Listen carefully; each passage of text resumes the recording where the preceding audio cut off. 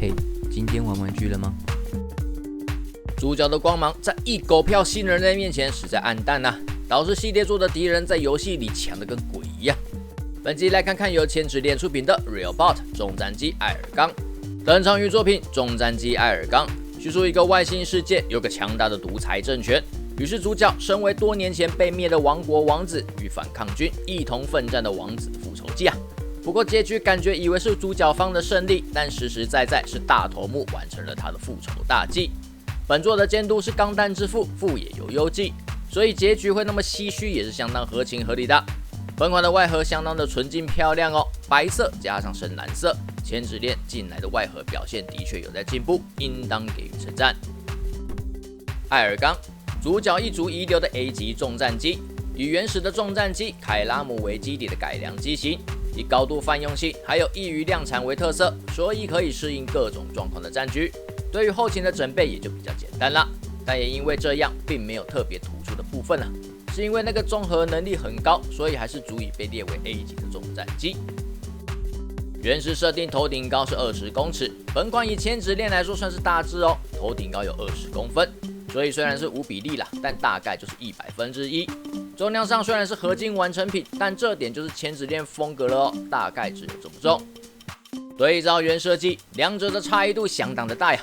不过本款的外形其实是来自于原型师达卡诺利老师在2013年发表的 GK 造型哦。不过本款的尺寸比起原本的 GK 版要大得多啦。而这个外形比起原本的设定，其实更像是原设计师永野户老师的《五星物语》里面的机体啊。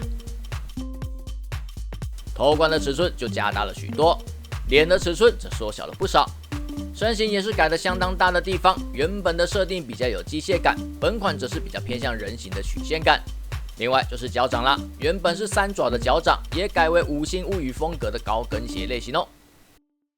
本款几乎是全机涂装，主色采用珍珠白，非常的漂亮，而且故意不增加渗墨线，也让整台机体增添更大的纯净感啦。身躯跟脖子的深蓝色部分也都很平整。关节采用2种色调的金色，偏向香槟金还有玫瑰金的色调，对外观也有很正向的帮助哦。头颈部因为牵涉到驾驶舱啦，所以关节其实是在后侧哦。左右转动的限度有一点大，左右倾倒转动这是没什么问题。不过低头还有抬头就局限很多啦，尤其抬头会很容易穿帮。两侧的金色小角可以稍微调整位置，但我手上这一只两边可以调整的幅度不太一样。身体是3节式，上下两段应该都是球形关节，也因为外形上并没有太多的干涉啦，整体幅度表现可以说是相当出色。两边胸部延伸的提把，比起原设定要放大了很多，可以稍微左右摆动，前后段也可以分离，也可以展开。可是实际上除了动作让臂之外，就没什么特别的作用啦。肩膀根部角度是斜的，所以手臂转动不是直的。根部配合肩膀的根关节，可以有效提升外拉范围。根关节连接肩膀装甲，但会连带把手臂给举起来。实际手臂有自己的水平抬举关节，与以为会有旋击的外装甲有联动，但实际上没有特别有旋击的地方，而且实际抬举范围不到90度。但配合前面的根关节，就能够有很优秀的抬举范围啦。上臂可以转动。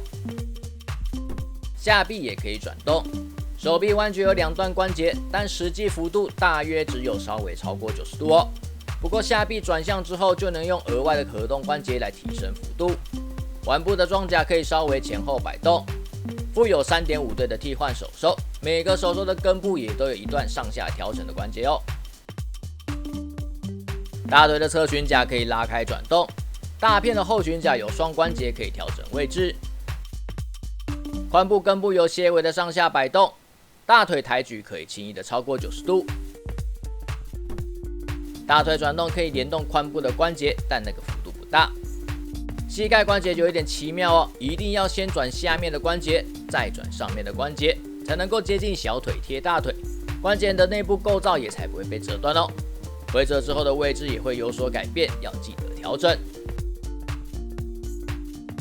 膝盖也有大概140度的左右转动空间哦，还有些微的左右摆动空间。脚踝护甲可动，脚掌前后动会有液压感联动，非常的可口。前脚掌有单方向的可动，后脚跟则可以转动，有提供不错的接地范围。有附属2个驾驶浮游器，一个是通常样式，一个是结合样式，两个都有没有涂装的主角坐在上面哦，非常的不明显。线上商店限定版会再多一个没有主角坐在上面的版本，但我觉得根本不值得为此多花钱哦。重建驾驶舱就把整个头给拉起来，胸前的装甲往前翻，然后把结合状态的浮游器装上去就好啦。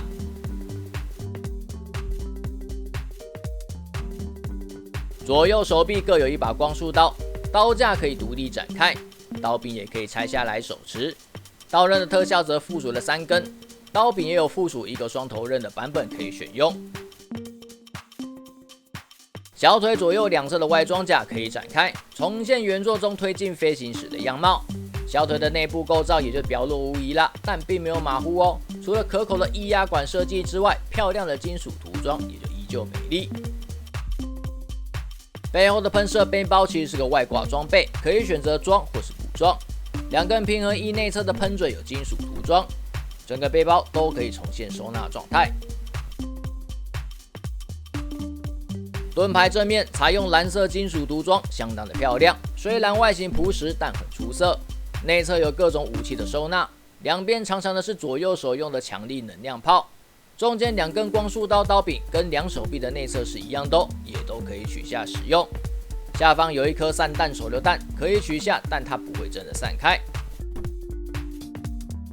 手臂需要替换零件才能装上盾牌哦。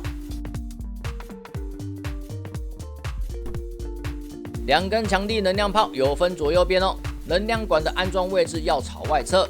要安装能量炮的手臂需要替换零件，能量管要选用短的。接头是直的插在能量炮上，接头是斜的，则是插在裆部的接点之上。本管还有附属一把很大的能量破坏炮哦，确实很长很大，但整管炮的涂装并不突出，反而显得有点单调啊。炮管前方有支架可以展开，枪机往后拉之后会联动上面的机关，但是收回去要手动。与本体连接要用到3条长的能量管哦。粗的接头接炮身，比较细的接机身。